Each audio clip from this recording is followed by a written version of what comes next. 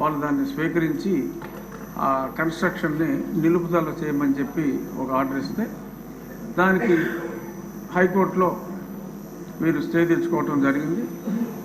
ఆ సమయంలో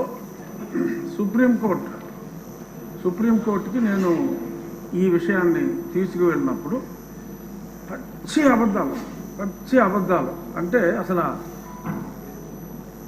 గతంలో ఎంత ఎస్ఎఫ్టీ ఉందో సుమారు 22,000 చిల్లర ఎస్ఎఫ్టీ ఉండేది ఆ చిన్న కాటేజెస్.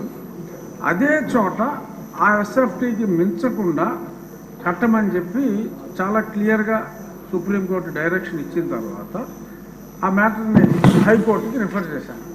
ఆ డైరెక్షన్ ఇచ్చిన తర్వాత హైకోర్టుకి అన్ని రాంగ్ ఎఫిడవిట్స్ వాళ్ళు ఫైల్ చేసి తూచా తప్పకుండా సుప్రీంకోర్టు గైడ్లైన్స్ని మేము ఫాలో అవుతున్నాం.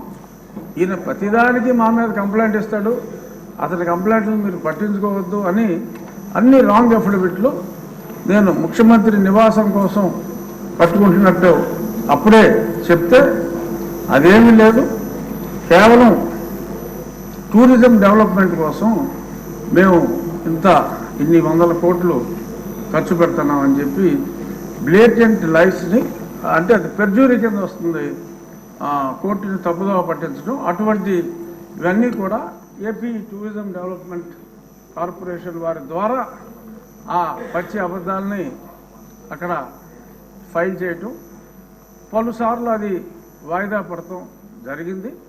చివరికి అనుకున్నట్టుగా ఆ 22,000 ఎస్ఎఫ్టీ కాకుండా ఇందాక గౌరవనీయులైన మంత్రివర్యులు చెప్పినట్టు 1,20,000 చిల్లర ఎస్ఎఫ్టీ కట్టడం.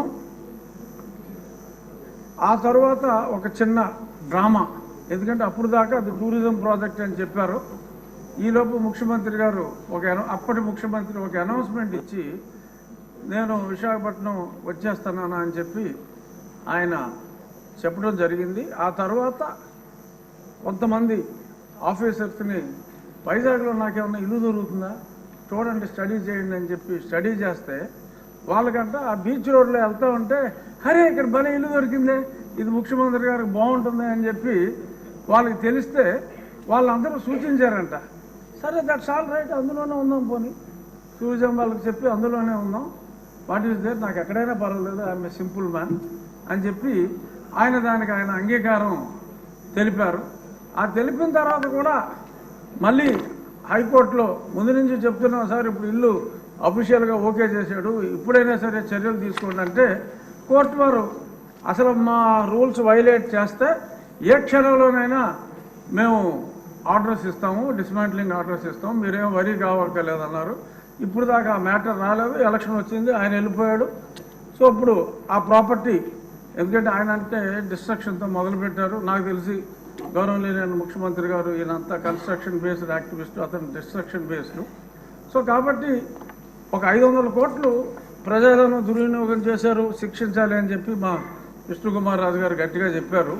కానీ కొన్ని వేల కోట్లు రకరకాల ఇష్యూస్లో దుర్వినియోగం అయినాయి. ఈ 500 కోట్ల వలన అతను అలరయ్యి ఒక మంచి ప్రభుత్వం రావడానికి దోహదం చేశాడు. కాబట్టి అంటే నెగిటివిటీలో పాజిటివిటీ వెతుక్కోవటం. సో అంచేత 500 కోట్లు ఖర్చు పెట్టి ఆయన కట్టుకున్నది ఇల్లు కాదు, ఆయన రాజకీయ సమాధి కట్టుకున్నాడని చెప్పి భావిస్తూ 500 కోట్లని మనం క్షమించేయచ్చు, చూడవలసిన వాటి మీద ఎలా అధ్యయనం చేయాలో చూడాలని. Perhaps this is my last speech. ఇక్కడ కూర్చుని మళ్ళీ నాలిక కట్ కాబట్టి దీని మీద లాస్ట్. సో దీని మీద రేపు జరిగే చర్చ ఆసక్తిగా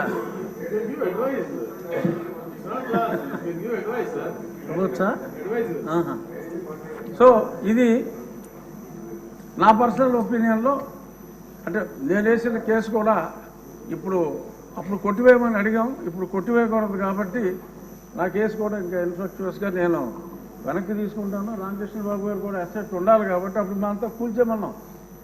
అంటే ఇంత దారుణం అనేది తెలియదు. 500 కోట్లు ఖర్చు పెట్టారు కాబట్టి అది రాష్ట్ర అసెట్గా భావించి దాన్ని తెలివిగా, అంటే ఒక వ్యక్తి కాంక్ష ఈ రకంగా ఉంది అని చెప్పి ప్రజలకి మరి ఏదో టికెట్ ఇచ్చినా కూడా మాదిరిగా రికవర్ అవుతుంది. అద్దెకిస్తే ఏమి రావు, 7 గదులు. సో అంచేత దాన్ని ఒక మాన్యుమెంట్గా ఉంచి ఒక నియంత కట్టుకుందాం అనుకున్న, ఒక పేదవాడు కట్టుకోవాలనుకున్న చిన్న గూడు ఇదే అని చెప్పి మనం దానికి ఒక టికెట్ పెట్టి ముంతాజ్ కోసం తాజ్మహల్ కట్టిన షాజహాన్కి మరి ఇప్పుడు గుర్తింపు వచ్చింది. అలాగే దాన్ని మనం ఒక మాన్యుమెంట్గానే వాడుకుని ఒక నియంత కట్టుకున్న చిన్న ఇల్లుగా మనం అభివర్ణించి దాన్ని ఎటువంటి కూల్చివేతలు లేకుండా చక్కగా సౌందర్యంగా దాన్ని మెయింటైన్ చేయాలని చెప్పి టూరిజం మంత్రి గారిని మనస్ఫూర్తిగా కోరుకుంటూ మా విష్ణుకుమార్ రాజు గారు చెప్పిన చర్యలు ఎక్కడొద్దు, చర్యలు చాలా అట్లకు ఉందని తెలియజేస్తూ నమస్కారం. రామకృష్ణబాబు గారు, రామకృష్ణ గారు, ఓకే అండి.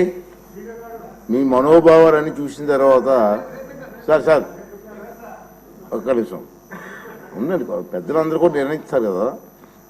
మీ మనోభావాలు చూసిన తర్వాత చాలామంది దీని మీద ఇంట్రెస్ట్గా ఉంది, పబ్లిక్ కూడా ఇంట్రెస్ట్గా ఉన్నారు. దీన్ని సోమవారం నాడు ప్రత్యేకంగా టైం కేటాయింపు చేసి దీని మీద చర్చ జరపాలని పెద్దలు నిర్ణయించారు. సోమవారం నాడు కేటాయిస్తాం. ఇప్పుడు ఒక లాస్ట్ క్వశ్చన్ ఉంది, ఇదే మినిస్టర్ గారు.